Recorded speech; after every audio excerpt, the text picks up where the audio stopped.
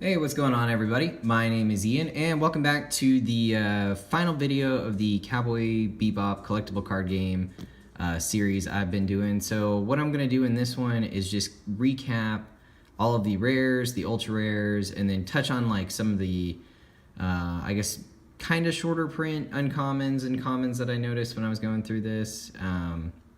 So we'll get right into it. We're going to start with the uncommons. So for the most part, there really aren't any like attacks or foundations that are short print when it comes to uncommons. The only thing I did kind of notice were the character cards. And I think it might be by design, because normally you only need like one character with the exception of like Ed9 and Mad Puro. So I did notice like the characters that you probably are going to only need one of, the only had like 4 to 6 within this pre-release kit. So Twinkle Murdoch was the lowest count that I got as far as characters. I only got 4 of her. And then I think Faye and Jet, I got 6 of each. And then Spike and Asimov and Katarina, I got 5 of each. And then Ed9 and Mad Puro, I got 10 of each of those. So just to kind of give you an idea, because Ed and 9, obviously, it kind of makes more sense that they have more because they actually work with their characters by design. So I think the print run may have been a little bit more higher on them, so that way people can get the cards a little bit easier. And then as for commons goes, most of them I averaged around like probably 33 of each card. I think the lowest of a common that I got was 28. And then the highest one was 48, and that was for the, I think, Bloody Eye Capsule is what it's called. It's the foundation that you can use for Asimov and Katarina. I think the reason that one was so high was because you can use up to 16 copies of that card. So people that want to build a deck, I think it kind of goes hand in hand with what I was just talking about like Matt Puro and Ed and 9. They wanted to increase the print run so you get more copies of that card. So that pretty much covers all of the commons and uncommons in this. So we'll go ahead and get right into the rares. I have them all in order or like number order. So I'm just going to start right here and just kind of show how many of each I got. So Katarina Shot, I got a total of 5. And then Secret Stash, I also got a total of 5 as well. And then Leaping Neck Chomp, I got, what is that, 5 right there? Yeah. So another 5 there. Stink Gas, I only got 4, but got a playset at least. Curious Magnetism, I got 1, 2, 3, 4, 5, 6 of those. Hacker Extraordinaire, I know I only got 4 copies of this one because I had managed to get the last one in the very last box. And then for Loyal Friend, I got 1, 2, 3, 4, 5, 6 copies of that. Radical Edward, got 5 copies. Phase Coverfire, only got 4 copies. I'm pretty sure that the last one I needed for my playset was in the last box as well for that. NPU Distraction, it is, let's see, I got 5 of those. And then Emergency Rations, I think I got a lot of this one, so 4, oh yeah, so 6 of that one as well. Honky Tonk Woman, I got 5. And then Armed Vengeance, let's see, what is that, 5 of those as well.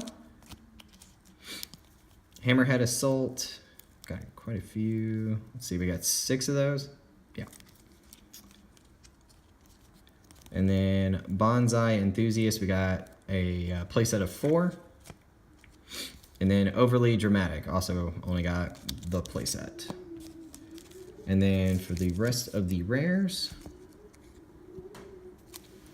we got, let's see, 5, am I counting that right? Yeah, 5 Spaceland. And then 4 Ace Maneuver, so just the playset there. Coordinating Position, we got 5 of those.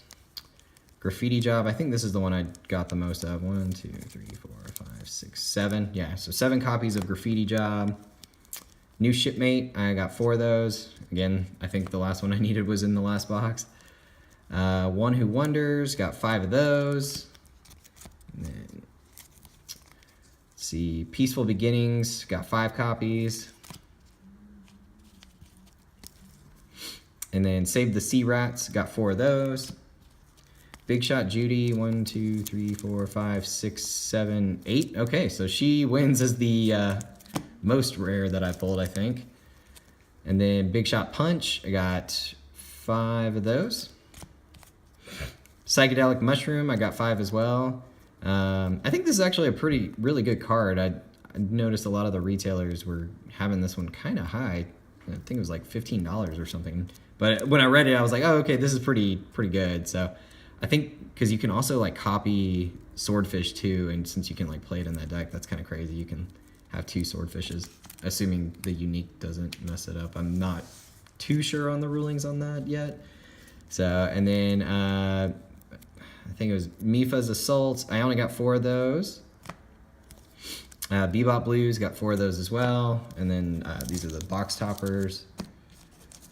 All right, and then lastly, we're gonna showcase the ultra rares. So, Tijuana Groceries, we got 3 copies of that. Here we go, we got 2 of those. Codename Julia, 2 copies. Digital Manipulation, we got 2. 3 Gateway Shuffle, glad this is one that I got 3 of. Getaway Fire, this is our only copy of this card. Feigned Interest, got 2 of those.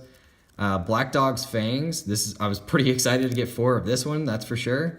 I think this is the 2nd most expensive ultra rare in the set currently. And then Missile Launcher, and I'm pretty sure throughout the videos I kept calling it Rocket Launcher, so I'm really sorry about that. It's definitely Missile Launcher. So 2 copies there, 2 copies of Let's Party, 4 copies of Swordfish 2, 2 copies of M3C Devastator Plasma Cannon. Can't complain too much, but I do wish I got another one of those, but oh well. 4 Swordfish Plasma Cannons, 2 tanks, 3 copies of Distraction Destruction, 2 Virus Unchained, 3 Teddy Bomber, 2 Coffee Samba, and then lastly, we got 3 Jupiter Jazz. So we did pretty well, I would say, on the ultra rares for sure, especially some of the ones that we got 3 of and 4 of. So I don't know if how the prices are going to level out because this is still pre-release weekend. This is just Saturday of the weekend. So when I'm recording this, so it's very possible some of these go down, some go up. But it's kind of crazy. Like a lot of these ultra rares are really expensive. When I was looking at it, because the boxes I think you can get for like $70 each, and a lot of these you get 6 ultra rares, and if you get like 2 that are like, I don't know, $25-30 each, you almost pay for the entire box and 2 cards, which is really nice, especially since the rares seem to hold up pretty well on their value. So yeah guys, so that concludes this series. I hope you enjoyed it, and I hope it kind of shed some light on what the ratios are, what you can expect if you want to buy something like this. So because going into this, when I found out that Bebop was gonna be a card game, I was just trying to like figure out the best ratios possible. So that's why I went with the pre-release kit, because I wanted to make sure I at least got like 1 of every card. But it definitely seems like you can get for sure a playset all the way up through a rare, and then you can get almost 2 of every ultra rare. I think the only ultra rare that I didn't get more than, or that I only got 1 of, was that Getaway Fire, and then everything else was 2 or higher. So, but all right guys, yeah, let me know what you think down below, and until next time, my name's Ian. Take care.